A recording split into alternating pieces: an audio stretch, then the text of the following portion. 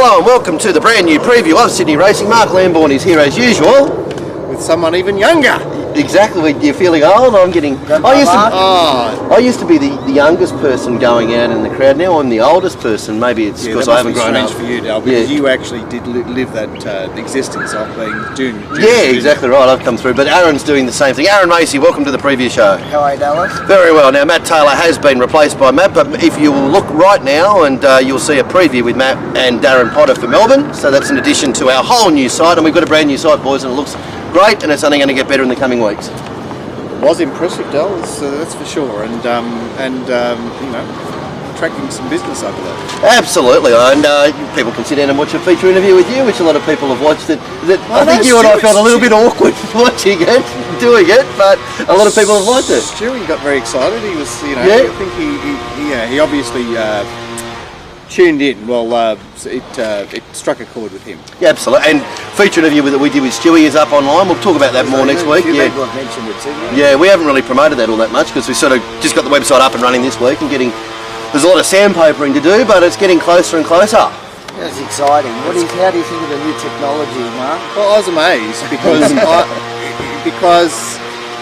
know, as an oldie that gets introduced to the internet and you sort of grow accustomed to frames and you have to be dragged into the next phase. Kicking and screaming, yeah. Well, you know, I'm happy too, but I can't foresee it. Yeah, exactly. You know, so you sort of, I just have to suck it and see. Beautiful. So, new site, if you're obvious, now the billing is all done through the one to follow thing, so just click on the products at the top if you want to buy any of the products.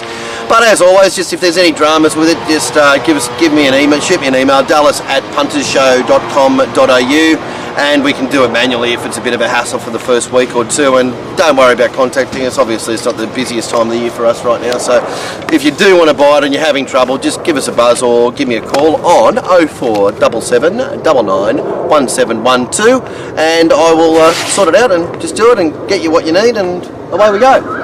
Beautiful. All right, we'll talk about the products. We'll talk about the big tournament as well soon.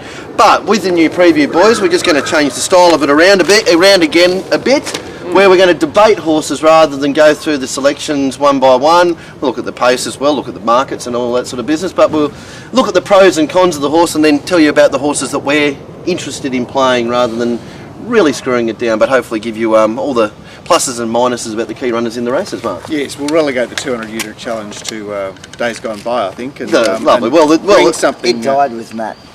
Yeah, but the thing is, if you want to get Mark's 200 unit challenge, you can buy his set. What a good idea, Dallas. That's exactly right. Capitalism lives. All right, Mark, Canterbury.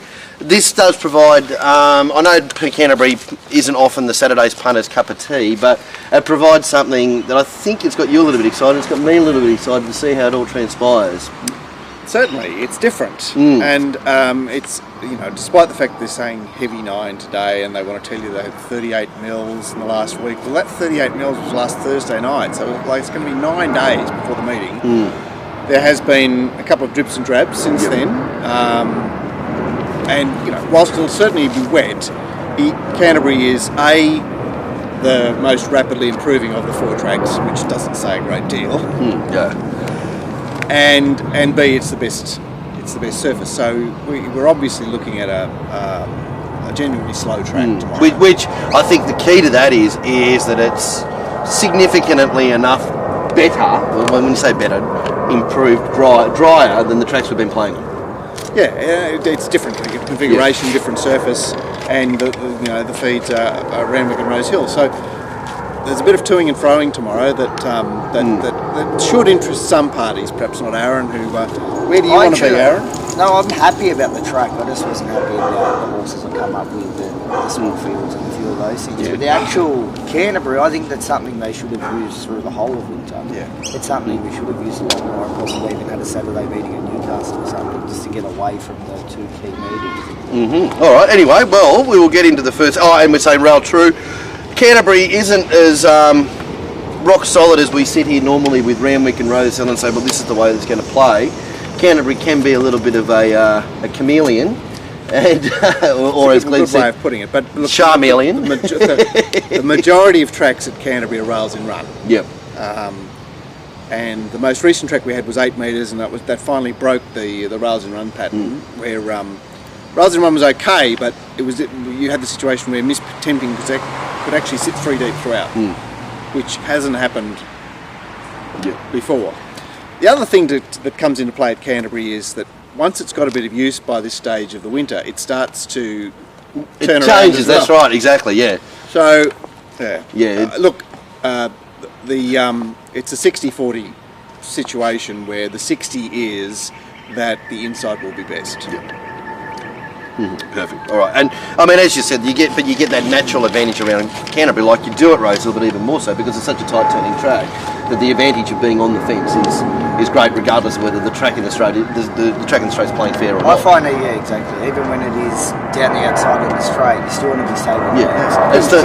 As Chinese Dave always mentioned about how Darren Beeman used to ride it, he would sort of stay on the fence, bang, bang, bang, and then sort of almost diagonal out into the centre of the track. That was often the play, but rail through hard fence can be that, and it can be for everybody who says Canterbury is the best surface and blah blah blah. It can be also the most biased track where on the midweek races we're probably seeing 21 of the place getters, or out of the 21 place getters, 18 of them have been on the fence. So it's not only it can be severe the bias too, kind of. Anyway, but it is a suck it and see too. Just before you rubber stamp it or whatever, obviously watch a race or two and get a real good feel for it. And speaking of a race or two. Has anyone made mention of who's back?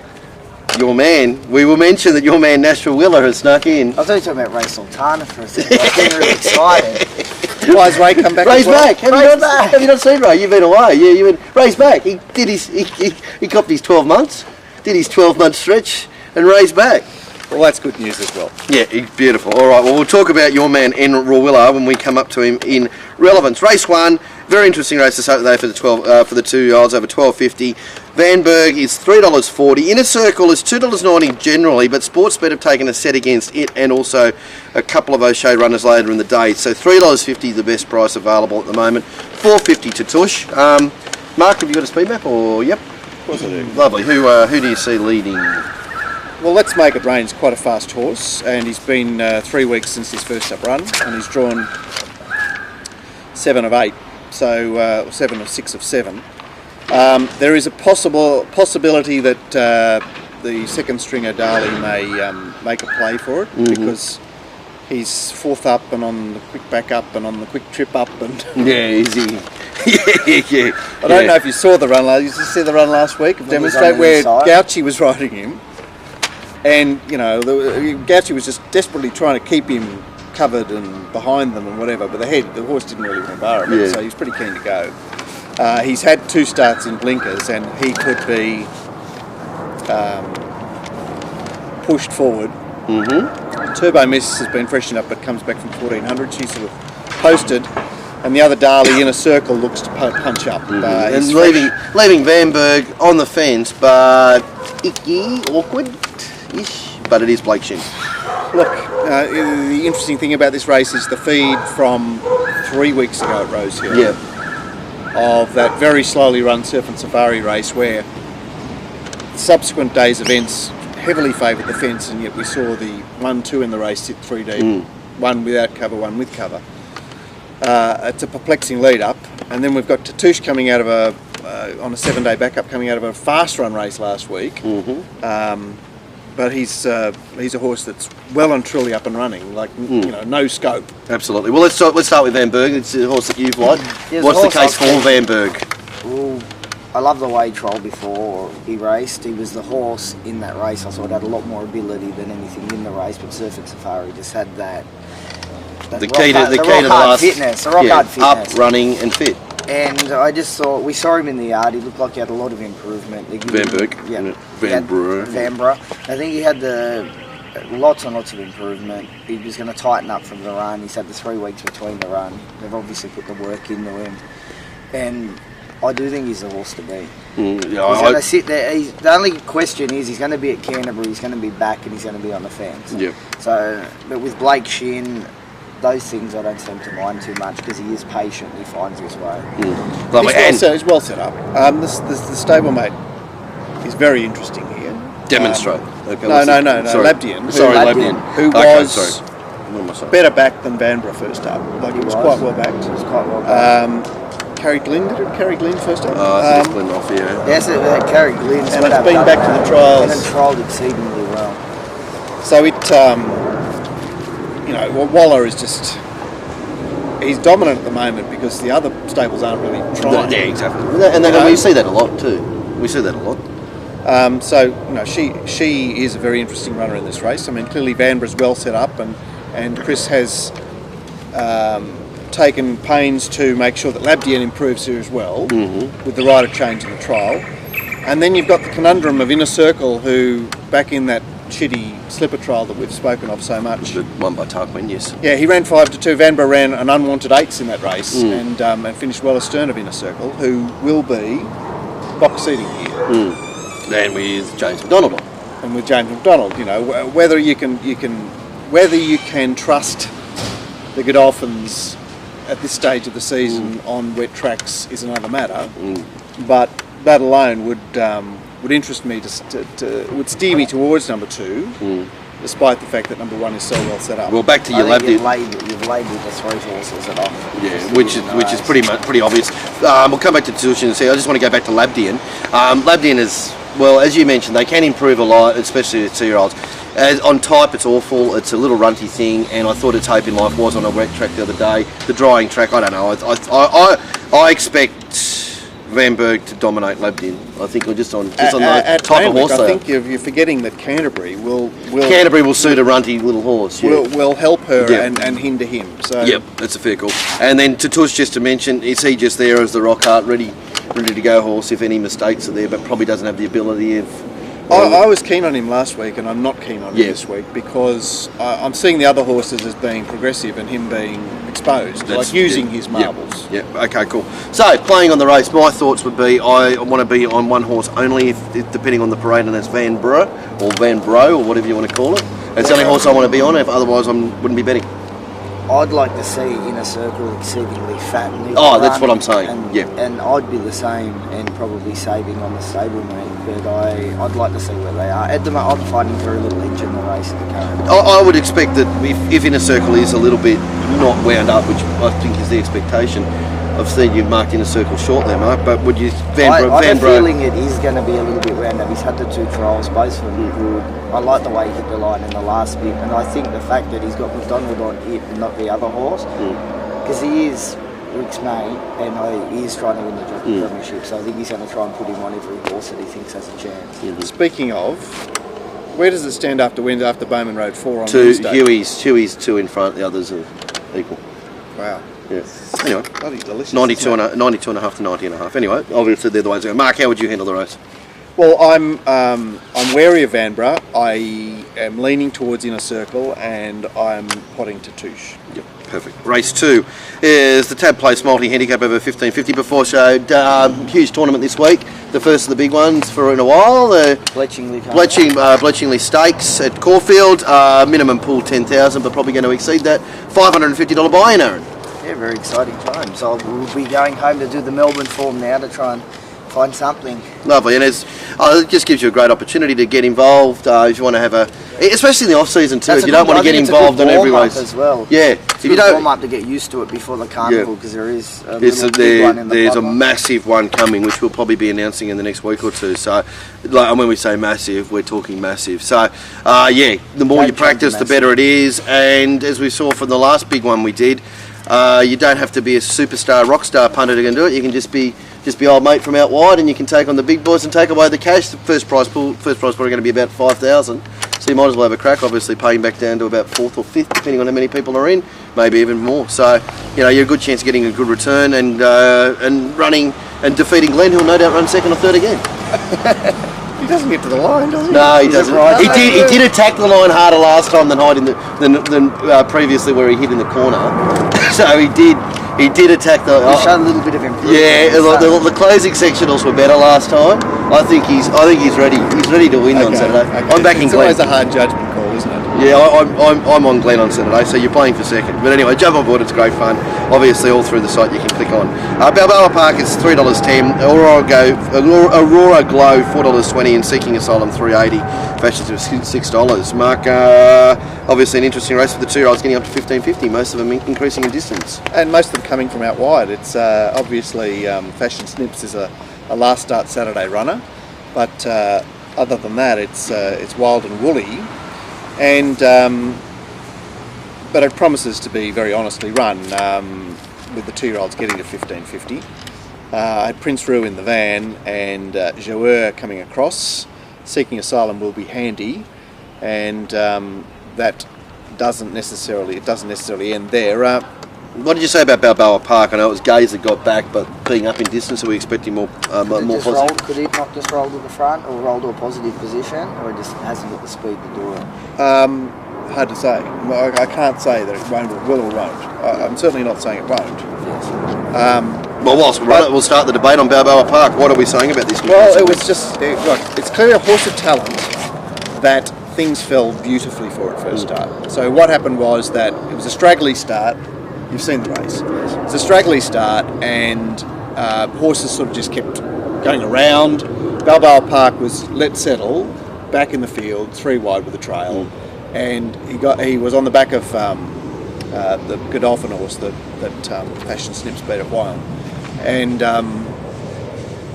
dragged into the race, let down beautifully. I mean, horse with ability that probably looked better than he should have. Okay, cool. And how are you assessing the Newcastle? Pretty similar. It was a horse that I found out of the trials to be a horse with talent and worked hard in the wrong part of the track. And just when Aaron says talent, don't take much notice of it, because every second horse has got talent or ability, Yeah, could win the Cox Play. The difference between you and I is that I'm consistently betting I'm working in maidens on a Thursday, and so you find a horse that has talent. You're talking about horses that can win maidens and races afterwards. Yeah. So his definition of talent may be different to the rest of the world. You know, when you're that one step out and everybody else is in a line, are they right or are you wrong?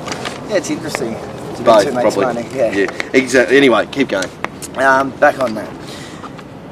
I liked its win. Its win was impressive to the eye. I always like Gaze stepping up in trip. I just want to assess how the horse actually looks, how fit it is. A few Gaze haven't looked as fit as they should have, and so usually her stepping up in trip, they're quite wound up. I'd like to assess that from the own. All right, Mark. And the jockey booking, I suppose, I would have. I mean, whilst Karen can look the right jockey, No.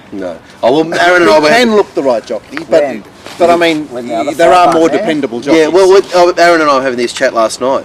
Have you ever been able to declare a horse an absolute moral with Kieran on it? I'd say 1 in 100. Yeah, it's very hard, isn't it? It's still that really like it, but I've got that sinking feeling that something weird's going to happen. It has to be drawn wide and the only horse of speed in the race. Yeah, that's about. So you're talking about Strakandy here. Yeah, it's probably about right, but even still, that was still a bit scary. Anyway, look, it's a conundrum of a race. Are you Balboa Park tick or across for that? I'm a tick. I'm positive. 2 ticks and with a cross. with reservations. Positive with reservations. I mean, I'm bunching here. Yep. The interesting thing is that we've got a horse trained by Gary Portelli that's done a really good job, but has had 2 starts in the country. Asylum. Yep. 2 starts in the country and 2 starts at the provincials. She's run against the older horses all 4 starts. Yes. Yeah, which I think is slightly cheating.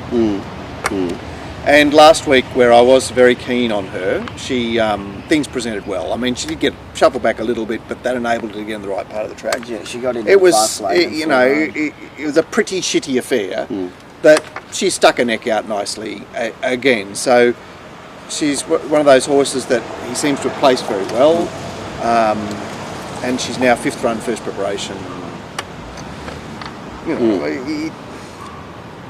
I'm looking to oppose her here. Yep, okay, and one that I think you're ticking is Aurora Glow for Chrissy Waller, Mark. Yeah. With your man Nash back here. He's back. He's back, and the first horse he's on, Mark Lamborn has found. The love affair's back. It's all right.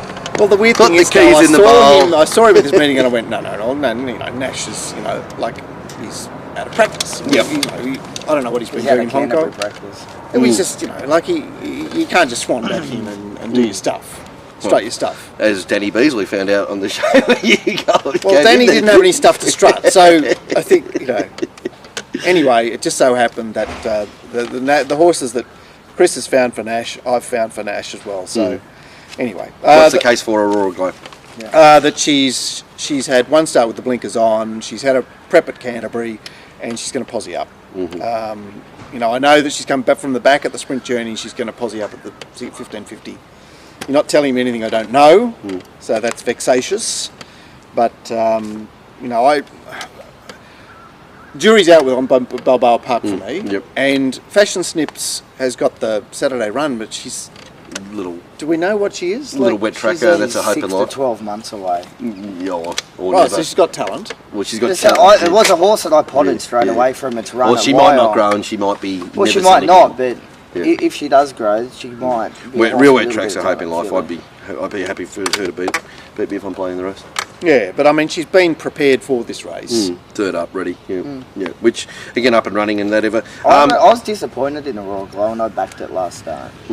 I didn't like the way it found the line. I thought it looked real flat on the line.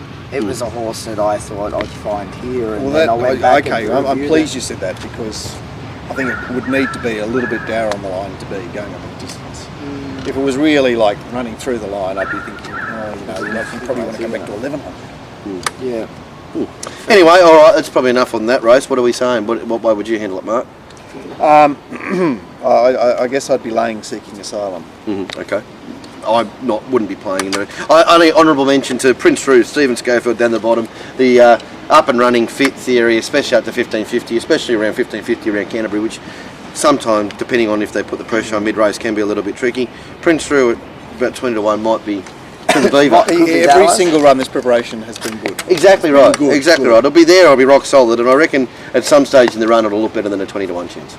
The horse that I just want to quickly mention is I bought a horse who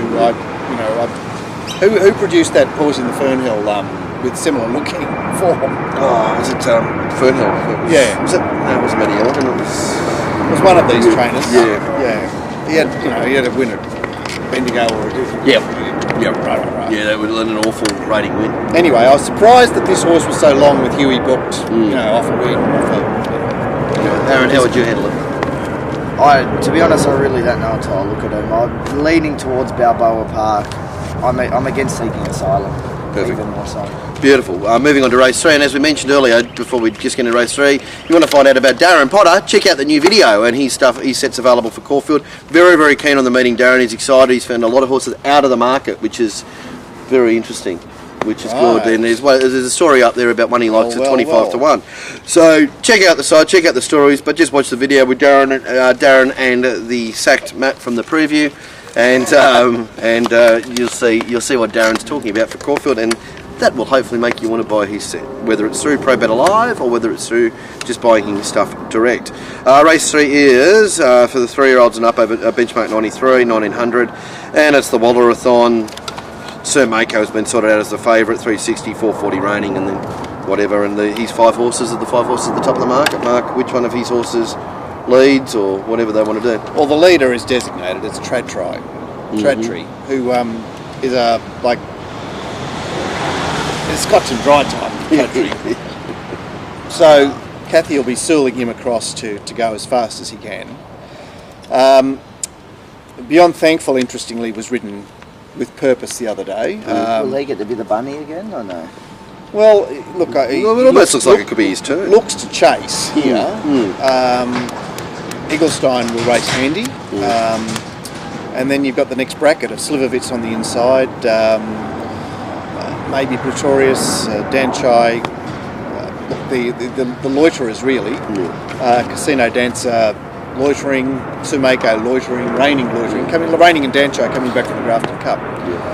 Oh, well, I gather that. So there's 2 ways to look at this. It's going to be quite brutal up front because this horse is just going to try and put it on, bust him, which obviously helps the loiterers. But at the same time, they're not loiterers. they're not putting themselves in the race. They're waiting- Loiterers, as far as I think, unless the grammar of the world has changed, I don't think it's a compliment. It's a rule. Yes, indeed. All right, well, let's just go through the market order quickly. Quick comments, because I'm sure none of us are going to be overly keen on this race. Sir Mako is the favourite, false or proper favourite? Proper favourite. Proper favourite. But you know, he has issues tomorrow because he was like he The got term everything. you use, cheated. He's cheated.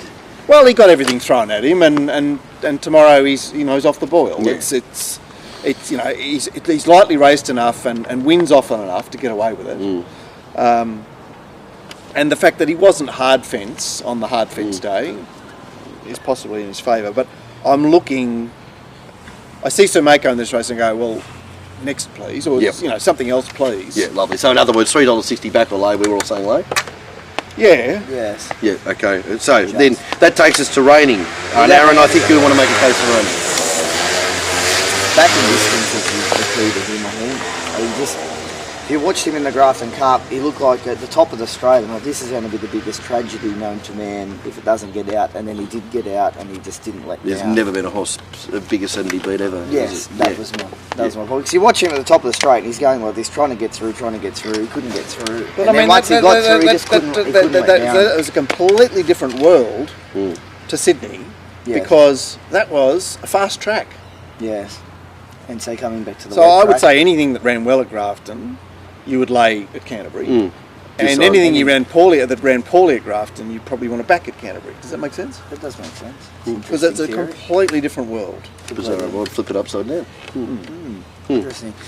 Yeah, I actually thought his run when he ran third to Sir Mako was really good. It was a very intriguing. Well, ride. his best has never been beyond. He's a real actual 1800 metre horse.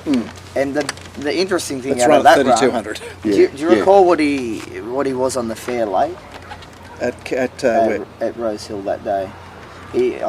No, I do remember he blew significantly, Yeah. and you could get on for as much as you want. Late at Rose Hill. It was a very, very interesting. Yeah, and late really didn't market, participate all that much. Well, it was just interesting the way it was ridden, and then he still attacked the line from out wide. Yeah. So you're saying it's the one, gun on, happy days. I should say, if you wanted to see a really good interview with Brendan Abdullah, your stuff with Matt, it's going to be really interesting to see these trainers and jockeys actually ask questions that have got some guts to them. And what Brendan did on Saturday, I reckon, during the week is one of the best interviews I've seen with a jockey in a long, long time. So well done. Thank you. Yeah. Thank you, Brendan, because he was outstanding. Yeah, that's right. But I've been speaking to Jon last night. Like they don't, in defence of the trainers and jockeys, they don't get asked those questions either. They don't really get asked much more outside the, how's this horse going? Where's it going to after this? Yeah, the typical media question. Anyway, guns on. What about Eigelstein?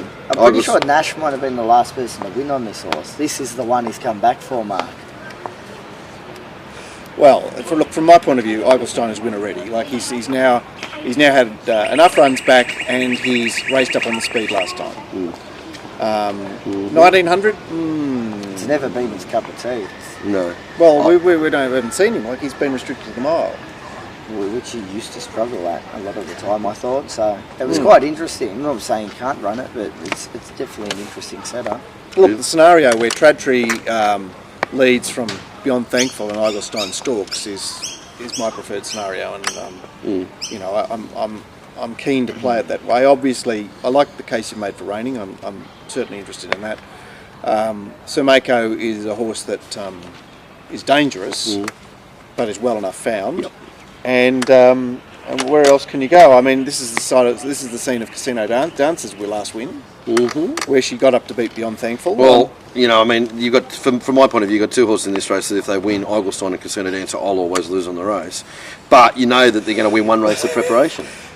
Interestingly, so you've got those two on this side of the ledger. You should have a closer look at all the other horses. Yeah, that's right. Exactly right. Going, gee, it's a bit harsh on those two, really, given the.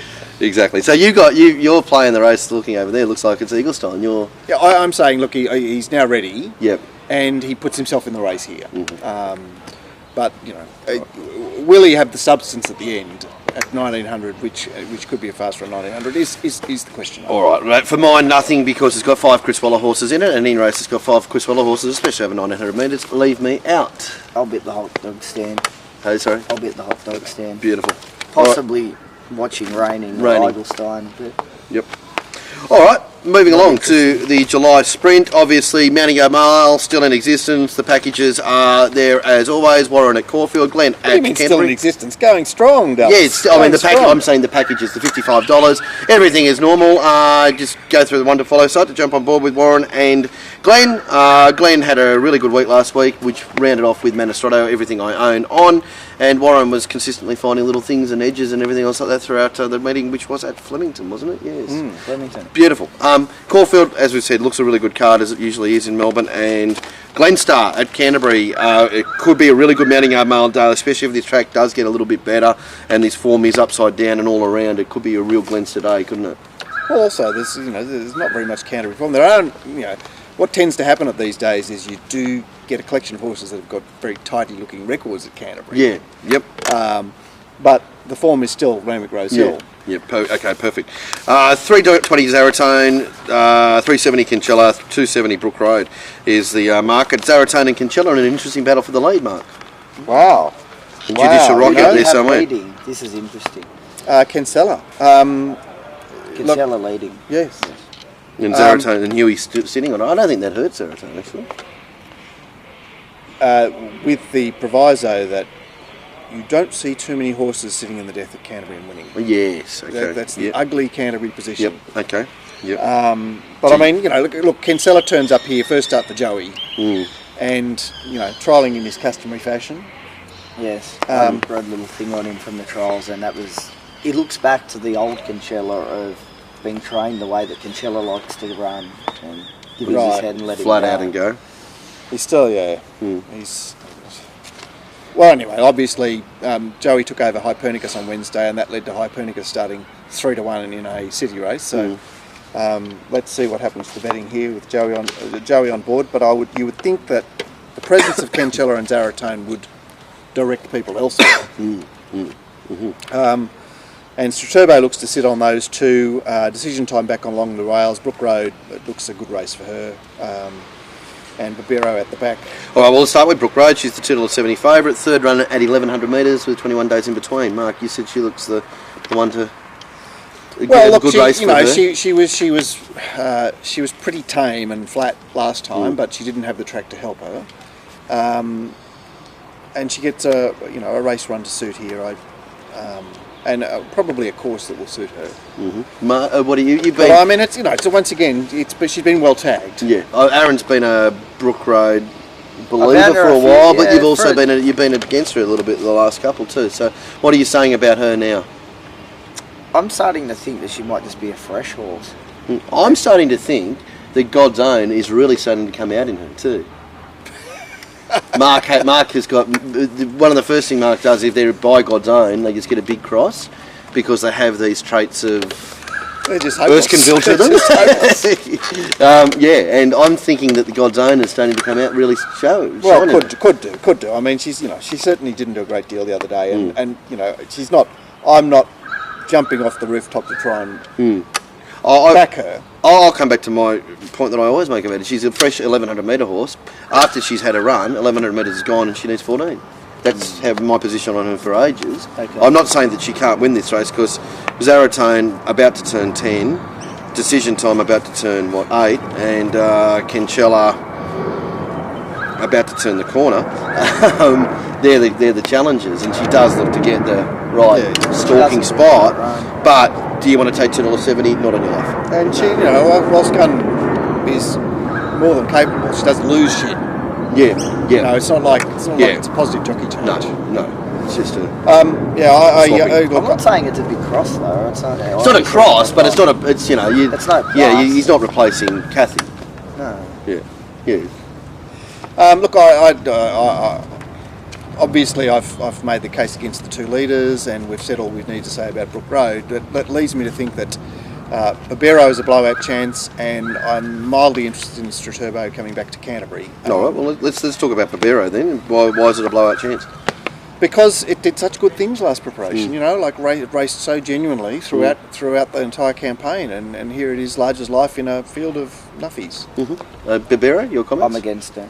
It had the very, very quiet trial at Hawkesbury. I think this race... was it? Yeah, Kembla. It was Kembla. You wrote the article. Yeah, I did write the article at Kembla, and you could actually watch them now on Racing New South Wales, so kudos to them for finally doing that.